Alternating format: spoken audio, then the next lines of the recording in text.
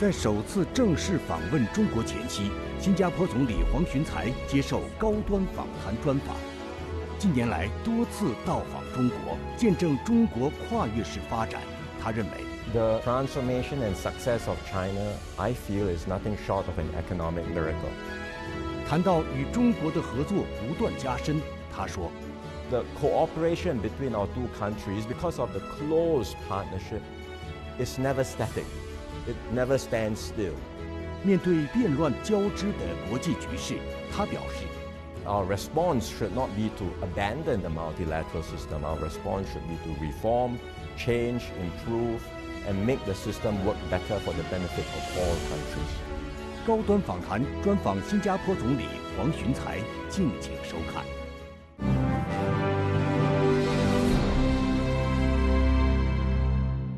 关注国际焦点，洞察世界风云。大家好，欢迎来到本期的高端访谈，我是邹韵。今天我们来到了新加坡，即将在这里专访新加坡总理黄循财。即将开启就任总理后的首次访华之行，他期待与中方达成哪些重要成果？今年是中新建交35周年，他如何解读两国全方位高质量的前瞻性伙伴关系？面对变乱交织的国际局势，他又认为中新两国应该如何携手共同应对地区和全球性挑战呢？今天我们一起在对话中寻找答案。Mr. Prime Minister, good morning to you, and thank you for joining us on Leaders Talk. Thank you. It has been just over a year since you assumed office as the Prime Minister of Singapore, and nearly a month since your cabinet was sworn in. So how has this transition into the role been for you and the responsibilities that come with leading a nation? It's a big job with significant responsibilities.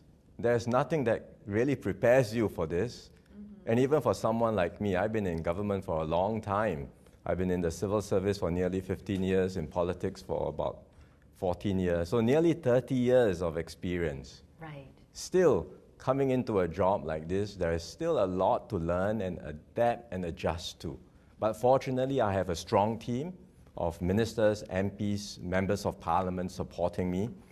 And so it has been a smooth transition, both in the government and in the leadership of the People's Action Party. I led the party into our general elections, and I am very grateful that Singaporeans gave me a clear mandate to lead for another term. 中国与新加坡于1990年建立外交关系，建交35年来，中新关系发展迅速。2015年，习近平主席对新加坡进行国事访问期间，两国建立了与时俱进的全方位合作伙伴关系。2023年，中新关系提升为全方位高质量的前瞻性伙伴关系。2025年6月，新加坡总理黄循财即将对中国展开其首次正式访问，这不仅是他担任总理后的首次访华之行，更是在中新建交35周年之际一次重要的高层互动。Prime Minister Wong, you've been to China a couple times before. Many times. Many times. But you are going to embark your very first official trip to China as the Prime Minister of Singapore next week. So what different expectations do you have for this trip, and what will be the key priorities guiding your agenda? Well, I made it a point to visit China almost every year since entering politics, because it's useful to visit regularly, to interact, exchange notes with my counterparts, and to get a sense of how China is moving and transforming. I've always had good visits. I've always had good exchanges and meetings with my counterparts. As you say, this time will be a different occasion. It's more special this time because it's my first visit in my capacity as Prime Minister.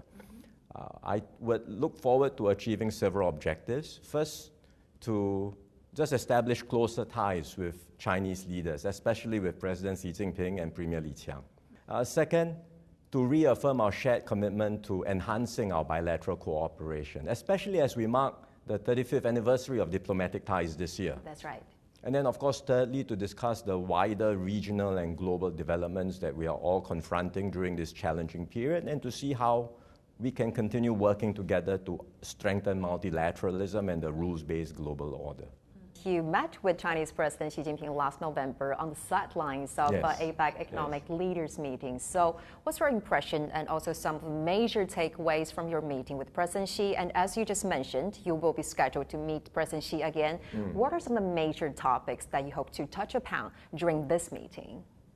We had a short but productive meeting at the sidelines of APEC last year. My first time, in fact, as Prime Minister at that time. We discussed our bilateral cooperation. We discussed cooperation in regional platforms like APEC and how we can take this forward. And I said to the presidency at that time that I would be visiting China next year. That was in 2024. I said next year in 2025 when we mark the 35th anniversary of diplomatic ties. So I'm doing so right after the elections at the soonest possible opportunity to visit China now, and I hope to be able to meet him again. And just now you mentioned that your visit this time coincides with the 35th anniversary of diplomatic relations between our two nations. So how do you interpret this bilateral tie, which was upgraded in 2023, now termed as an all-round, high-quality, future-oriented partnership? And what is your vision towards the future trajectory of it? China and Singapore have very close and steadfast partnership. It's a partnership that's built on mutual trust, respect, and understanding. It started with our founding Prime Minister, Mr. Lee Kuan Yew and Mr. Deng Xiaoping, and successive Prime Ministers of Singapore since then have built on that strong foundation to establish close rapport and trust with their Chinese counterparts. So I hope to do the same in my visit with Chinese leaders, especially with President Xi and Premier Li. And I think the close ties at the leadership level sets the tone for the overall relationship. We have an apex body called the JCBC, the Joint Council for Bilateral Cooperation, that oversees the many multifaceted and comprehensive projects we have with one another. I used to be the Singapore co-chair of the JCBC. In fact, the JCBC meets every year. Right, annual. Each time they meet, the agenda keeps growing because there are so many things to discuss. But it's not just the number of projects, because in the spirit of our partnership, we are pursuing projects that are all-round or comprehensive, that are high in quality, and are also future-oriented. And so these are the guideposts that will shape our cooperation in the future.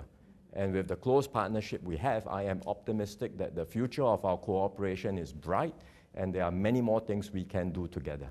As you just raised that you've been to China many times, to cities, I think, including Beijing, Shanghai, Tianjin, etc.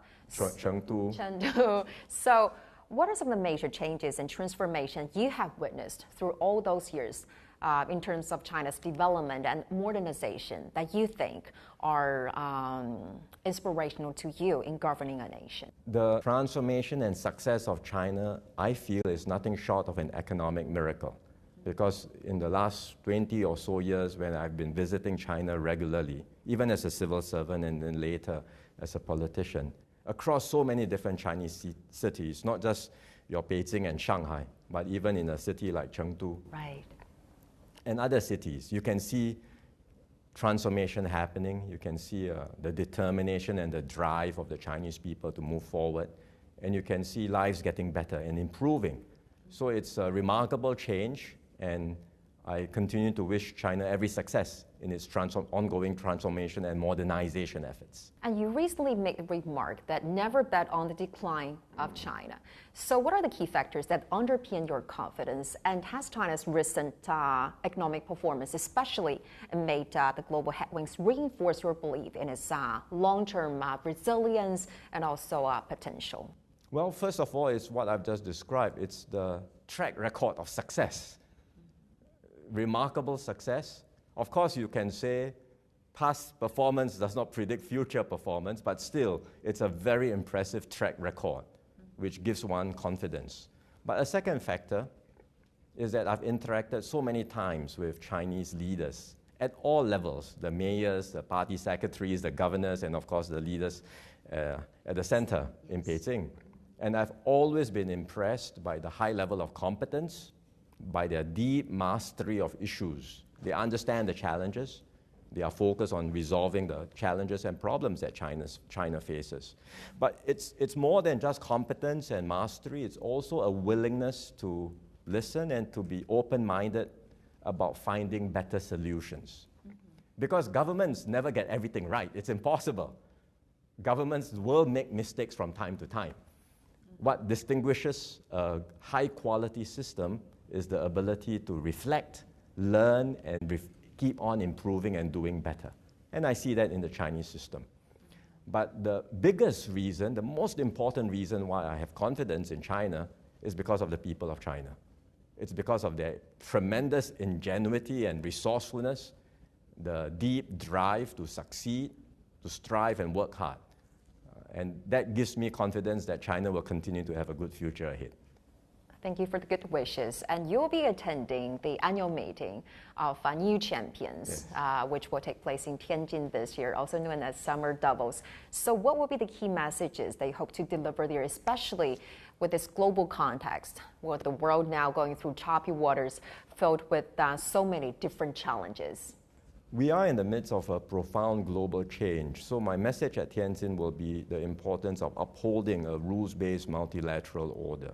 Because without rules, without long-standing norms of cooperation, countries everywhere will be worse off.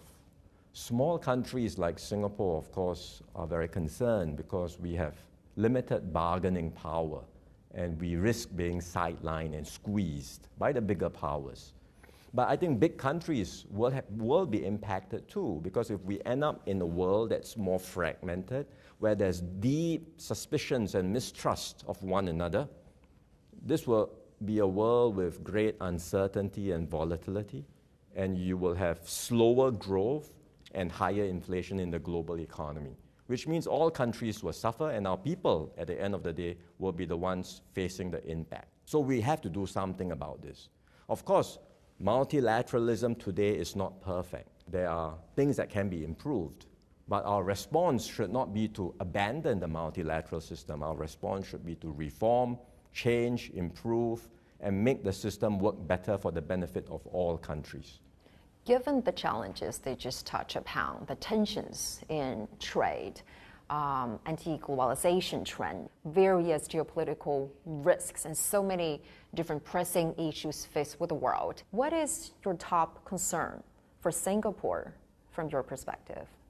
Well, we know that from Singapore's perspective, we are small, we are an open economy, we rely heavily on trade, so this new external environment will make it less hospitable for us to continue flourishing. So we have to find ways to navigate the external environment carefully. But I think despite the changes that we see around us, trade will still continue. Countries do want to be more self-sufficient in this new environment, but it's not possible for any single country to do everything themselves. Talking about trade, you recently described the tariffs imposed by the Trump administration as a seismic change in the global order, suggesting the era of free trade is over. Given what you have just mentioned, Singapore's heavy reliance on global trade. So what are the specific plans, what are the priorities for your government to navigate through the swips and also the pressure in the global trading system? As I mentioned just now, the era of free trade, or the era that we are familiar with, may be over, but trade will still continue. Different configurations, different supply chains, we will try to be competitive, we will try to stay relevant. But at the same time, we will work with like-minded countries to uphold free trade and to uphold a rules-based trading system. We are doing this with our neighbors in ASEAN. So within ASEAN, we are accelerating our integration, bringing down trade and non-trade barriers so that we can make ASEAN a more integrated community, more competitive, more attractive for investors. We are doing this with partners in Asia, like China, India, Japan, South Korea, for example, working closely with all the key players in Asia. But we are also pursuing this with countries outside of Asia, like the EU, Latin America, Africa, for example. And some of these are countries we are not so familiar with, but we think we should now make an extra effort to establish closer links with them. We are also strengthening our cooperation in regional platforms like RCEP and CPTPP. And we are finding ways to establish new linkages across different platforms. For example, between ASEAN and other groupings. So these are all different areas we are exploring. I believe in every crisis there will always be opportunities. And so we are finding ways to seize new opportunities for ourselves and for other countries. Just like the Chinese phrase, Yes, 危机, of course. so the opportunities always come Of with... course. We may speak English, but we are very Asian in our thinking.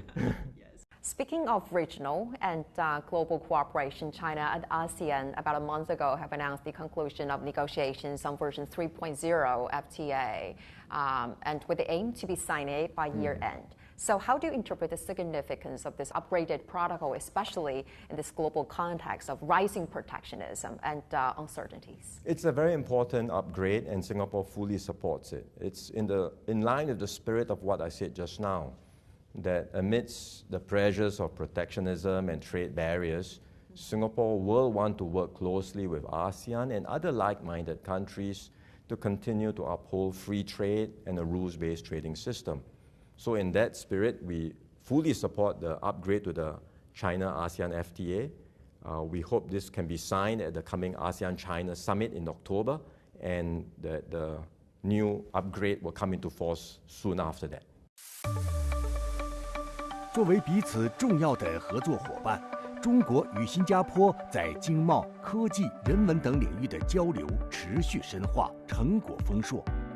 自2013年以来，中国已连续12年稳居新加坡最大贸易伙伴之首，而新加坡也连续12年是中国最大新增投资来源国。新加坡是首个与中国签署双边自由贸易协定的亚洲国家。2023年4月，中新完成自贸协定升级后续谈判，并于12月正式签署进一步升级议定书，为双边经贸合作注入更强动力。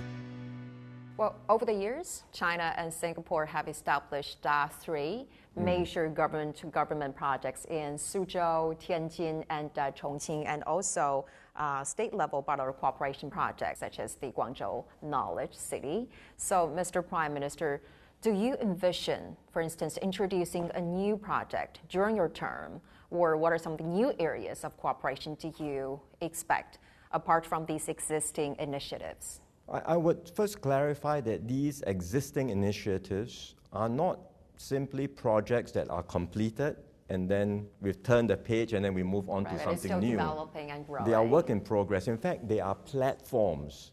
The G2G, the government-to-government initiatives that we have are platforms for wider cooperation. So to illustrate, the Suzhou Industrial Park, which was our first government-to-government cooperation, very successful. And now recently we marked 30th anniversary of the Suzhou Industrial Park. And now we are looking at a new frontier for cooperation, where the cooperation may be wider, not just between the government entities, but with a wider ecosystem of players. Or take another example of Tianjin Eco-City. Yes. It started as a barren wasteland, and the vision was to transform this place into a place for eco-living, green living.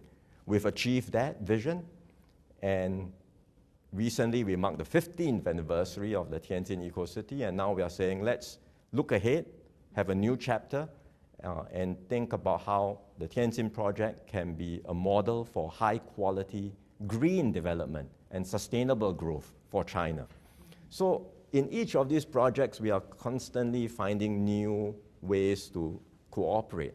At the same time, beyond these existing platforms, we are always open to new ideas, and we are continuing to discuss new possibilities for cooperation, including in areas like low-carbon green energy, digital economy, and biomedical sciences. So the point is the cooperation between our two countries, because of the close partnership, is never static. It never stands still. We are always upgrading, improving, trying to find new opportunities to cooperate and to be responsive to the needs of our times. That's the spirit of our cooperation. That's why I'm so confident that we can continue to do more together. The world is now going through so many major challenges, the challenges unseen in a century. So what is your reading, your evaluation of the current global scene in terms of the geopolitical risks of those uncertainties that we're faced with?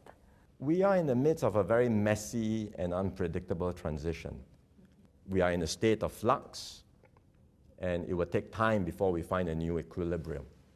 I think the new order will be shaped eventually by not just a single superpower, but by all countries, large and small, by the actions and choices of all countries, big and small. And this will take time. In the meantime, we are in this period of transition, very unpredictable, very chaotic, and potentially very dangerous as well, because during this period, without clear global leadership and coordination, there are many things that can go wrong in this world.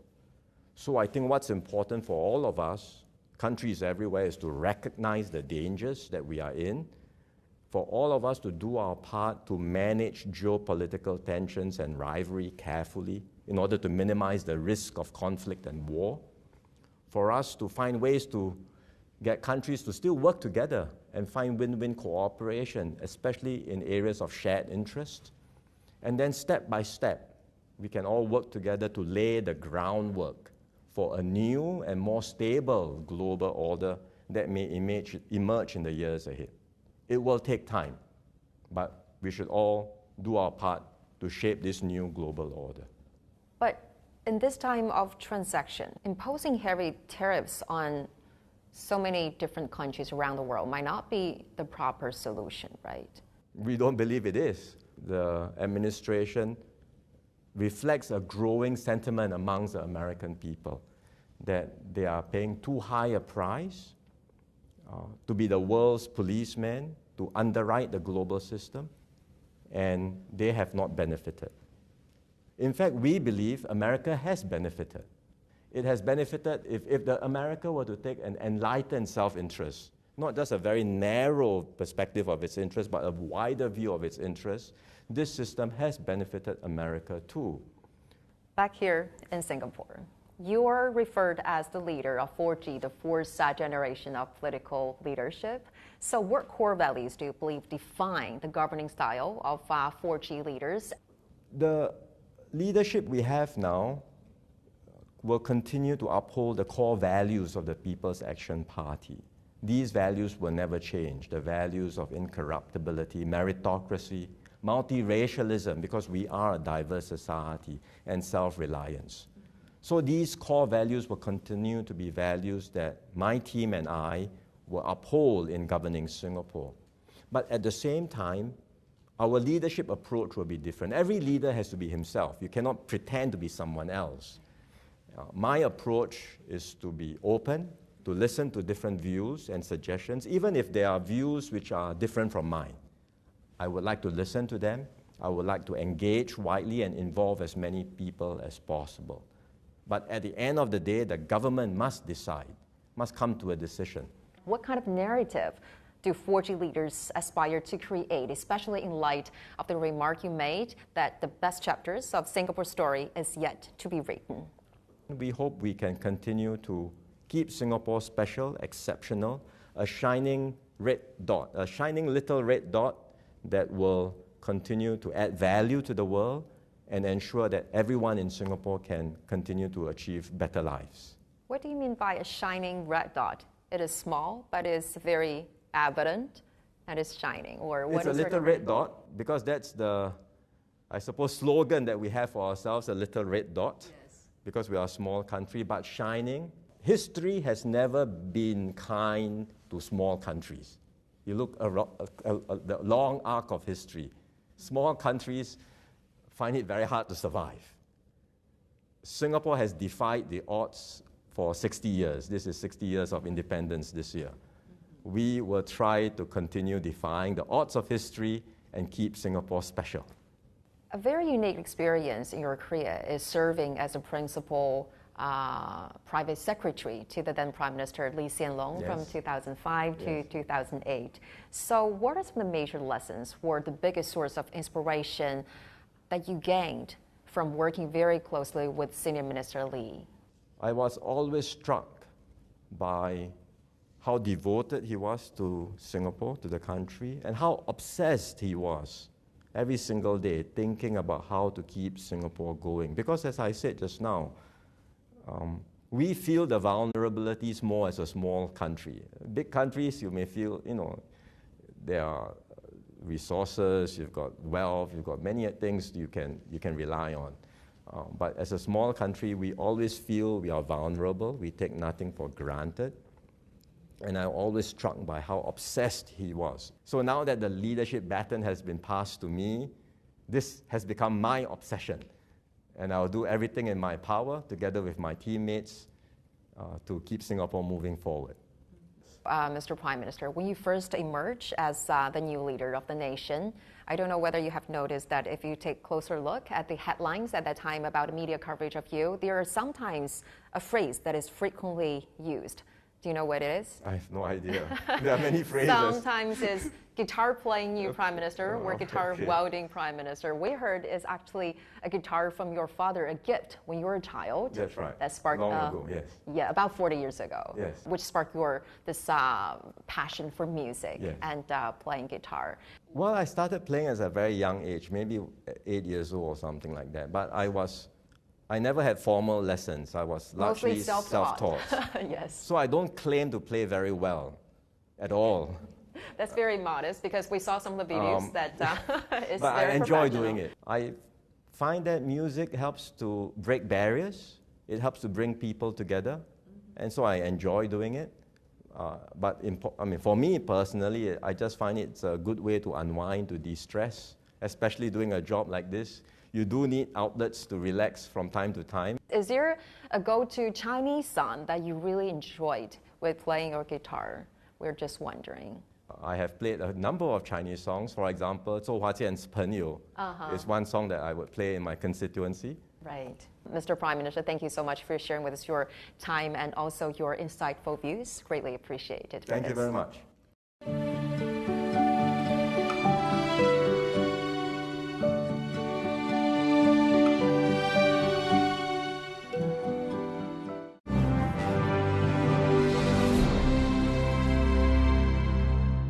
在刚刚的专访当中，黄循财总理用“奇迹”这个词来形容中国这些年的发展成就。他期待中心在当前的基础上，将合作进一步走深走实。我们也希望两国继续在现代化道路上携手前行，开启高质量发展新篇章。感谢您收看本期的高端访谈，我是邹韵，我们下期再会。